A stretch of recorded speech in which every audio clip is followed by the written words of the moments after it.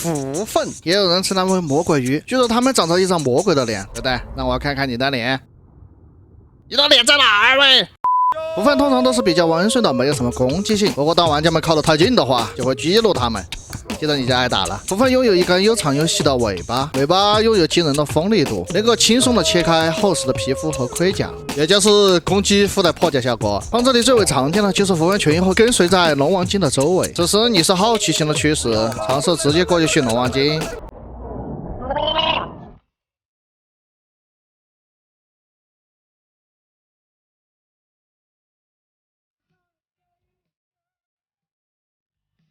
龙王晶哦，不对，是浮粉。浮粉是房子里比较常见的一种水下生物，想要驯服它们也不是一件容易的事。野生的浮粉速度飞快，没有泉水湖教谱是绝对不可能游过浮粉的，有教谱才能勉强的比它们快一丢丢。我们需要准备它们的食物，安康鱼油。浮粉只吃安康鱼油，不吃饲料或者其他的食物。安康鱼油需要到深海里击杀安康鱼而获取。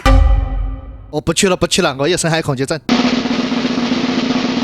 据我猜测，浮粉之所以喜欢围着龙王晶，就是因为龙王晶的产油体质吸引了它们。准备好食物以后，就可以开始进行下一步了。浮粉是需要和平喂食驯服的，并不能打晕喂食，所以我们得搭建一个溃龙房，然后将浮粉引进来。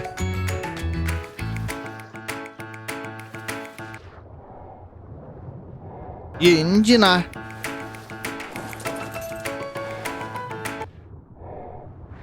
引进来。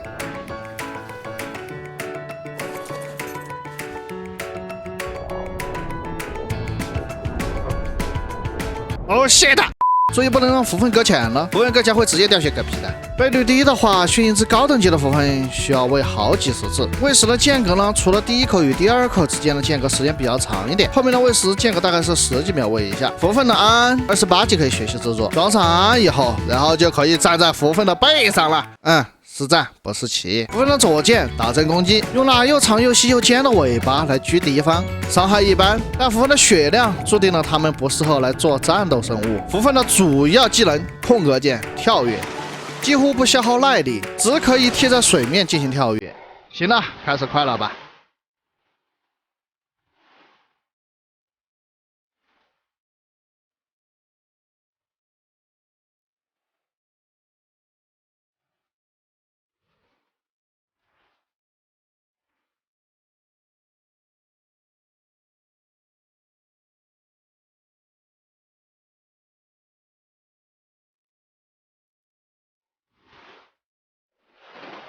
浮粉的加点推荐加移速与负重，尤其是移速加满，然后就可以更加的快乐了。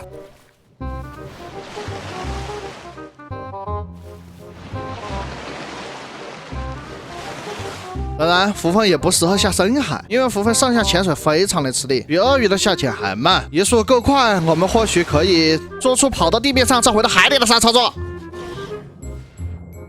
如果你是想真正的快乐，那就直接代码，接着感受浮粉的陆游之旅吧，简称路由器。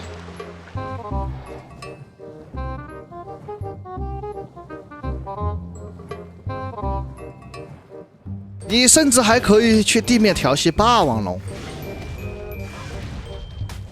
玩累了，我们就可以回到海里，关闭代码。在海里，我们也能尽情的享受那飞一般的移速。哦，shit！